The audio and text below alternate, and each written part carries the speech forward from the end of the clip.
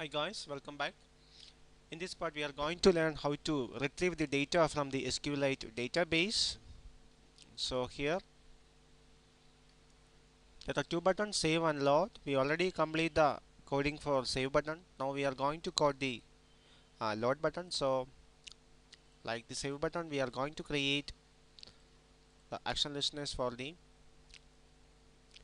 load button also. So load dot set on click listener new view dot on click listener. Okay, so in the same as save button we need to initialize the object of the handler class. So I just copy this and paste it here.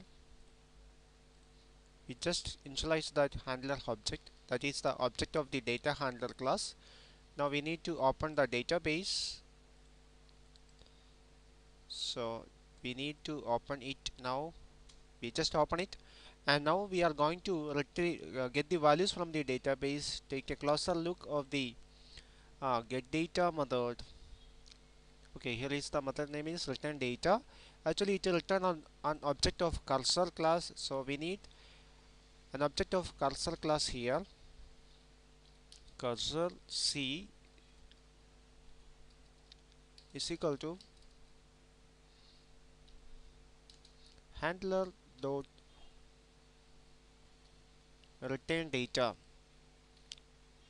Actually that method return an object of cursor class. We need to import the cursor class here.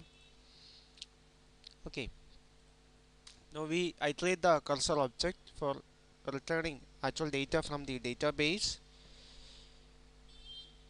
So I just start if anything found on the cursor object c dot has next, or move it to first. That means there is some data on the cursor object, move it to first. That means there is something present on the cursor object. That means there is some data present on that table. Now we are going to iterate it using a do while loop. So I just start a do while loop here and provide a condition here c dot move it to next. If there is an extra row is present, the loop will iterate. Now I am going to create two string variable here, string get name and get email. Okay, so here I just catch the value of name and email. Get name is equal to c dot get column, get string using column index. Name is the 0th index. Now get email is equal to c dot get string. This is the first index. Okay, now we just retrieve the value from name and values from the database for email and name. So I need to initialize name and email. Get email, I initialize it into null value. Get name and get email. Okay, now we just uh, retrieve the value from the database, so we need to close it. We need to close the database. Here is the do statement, here is the if clause, and we need to close it. So handler dot close, we just close the database, and now we are going to print that value toast dot make text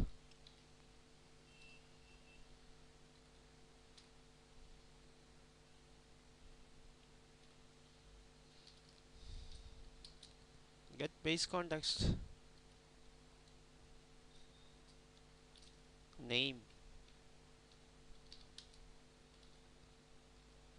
plus name, sorry, it is get name,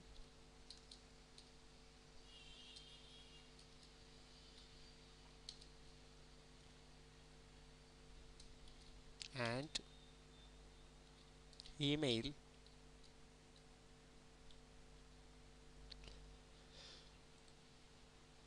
and email is equal to get email. Now specify the length of the toast long. I make it as long and make the toast visible using the show method. Okay, we just retrieve the data from the database, so I just declare two string variables, name and email, and initialize the object of the data handler class, and open the database, and by using an object of cursor class, we just call the return data method